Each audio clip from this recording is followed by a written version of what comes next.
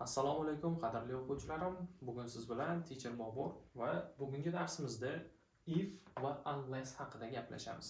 Ko'pchilik o'quvchilarda shu mavzu bo'yicha savollar keldi va bugun mana shu mavzu bo'yicha hamma savollarga javob olamiz. Kelinglar, birinchi sizlar bilan if haqida gaplashadigan bo'lsak. If bu o'zbek tilida agar degan tarjimani beradi va hech qanaqa qo'shimcha qo'shilmaydi, ya'ni agar. Hop, if'ni bir qancha turlari bor. Zero conditionals, first, second, third conditionals, mixed conditionals. Bu bo'yicha men video tayyorlaganman. Boshqa darslarimda alohida ko'rishingiz mumkin. Bugun if va unless farqini ko'rganimiz uchun vot kelinglar. O'sha conditionallardan eng ko'p ishlatiladigani first conditionals bo'yicha if'ni ishlatib ko'ramiz. Hop, demak first conditional formulasi qanaqa edi? First conditionalda birinchi if'li qismda present simple kelardi. Endi bitta narsani eslab qolinglar. If'li qismda siz hech qachon will qo'ya olmaysiz. Shuni unutmanglar. Ko'pchilik qiladigan xato.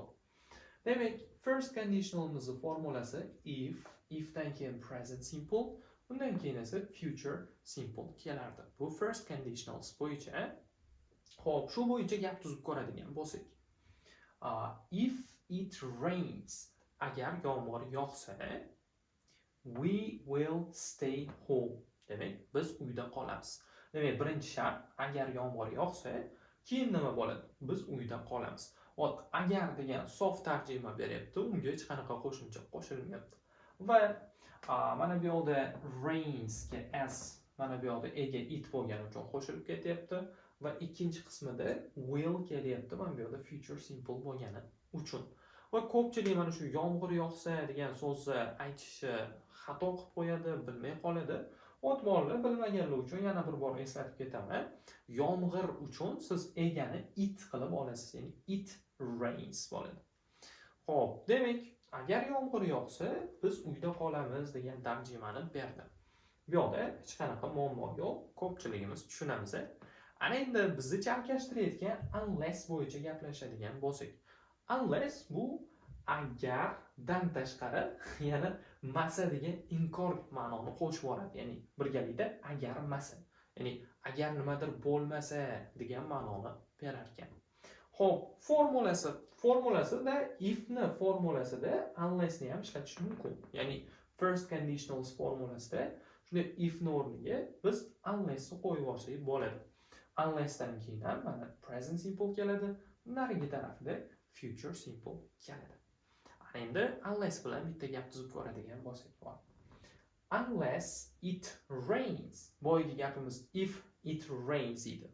If it rains bo'lganda agar yomg'ir yog'sa degan tarjimani bergandi. Endi unless it rains desam, agar yomg'ir yog'masa degan o'sha inkor ma'noni beradi. Agar yomg'ir yog'masa, we will go for a walk. Biz sayrga chiqamiz. Demak, bu yoqda biz hech qanaqa not qo'shimcha qo'shganimiz yo'q. Lekin mana shu unless o'zi o'sha not inkor ma'noni qo'shib yurar ekan gapimizga va tarjimamizda o'sha agar yomg'ir yog'masa deb tarjima qilar ekanmiz. Ana endi ko'pchilik qiladigan bitta xato bor bu yoqda. Bolalar unless'ni ishlatishadi va unless'ni ishlatishgandan keyin yana not qo'shib yuborishadi. Ya'ni ikkita inkor bo'lib qoladi. Bilasizlar, ingliz tilida bitta gapda ikkita inkor ishlatish mumkin emas. Demak, unless it doesn't rain degan gapimiz xato bo'lib qolar ekan. Ko'pchilik mana shu xatoga yo'l qo'yadi. Siz mana shu xatoni eslab qoling va bundan keyingi gaplaringizda, insholaringizda iloji boricha unless ishlatganingizda not ishlatmang. Ana endi bolalarda savol bo'ladi. Ustoz, if va unless ikkalasi bittasi agar masa degan ma'noni berar ekan.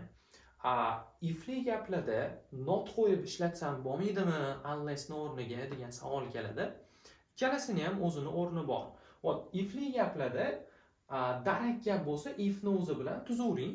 Inkor gap bilan aytmoqchi bo'lsangiz, masalan, if it doesn't rain desangiz ham to'g'ri, lekin o'shani bir so'z bilan unless it rains deb ketish bu yuqoriroq leveldan darak beradi. Shu uchun lично, ya'ni shaxsan o'zim inkor gaplarda unless'dan foydalanib ketaman, unless it rains deb ketaman. If it doesn't rain deb o'tirish o'rniga bu tabiiyroq chiqadi.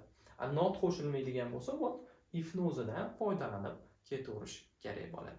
Mana shu asosiy farqi, unaqa qiyin emas bolalar. Xo'sh, mana bu xatoni takrorlamasanglar, bu yoqda hech qanaqa tushunarsiz narsa yo'q. Ana endi men sizga bitta quiz bermoqchiman, ya'ni bitta savol bermoqchiman. O'sha savolni siz hozir ko'rishingiz mumkin bo'ladi. Jonli tuzamiz men bu yoqda. Question deb qo'yaman. Question. Savol.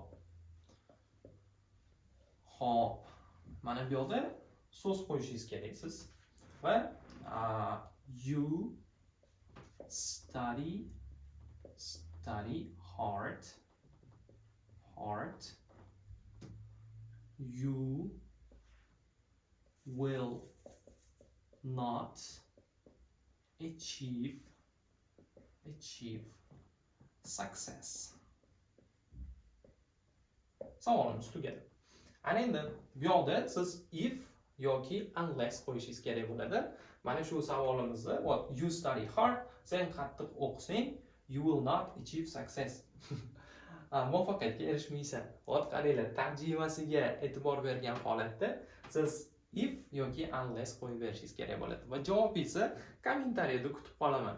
Bundan tashqari, mana shu if va unless ni farqi bo'yicha men yana qo'shimcha ma'lumotlarni o'zimning Telegram kanalimda joylashtirganman va xuddi shu mavzu bo'yicha sizlarga mashqlar qoldiraman. Telegram kanalimga mana shu videoni описаниесidan o'tib olishingiz mumkin bo'ladi. Siz bilan Teacher Bobur bo'ldi. Keyingi darslarda ko'rishguncha.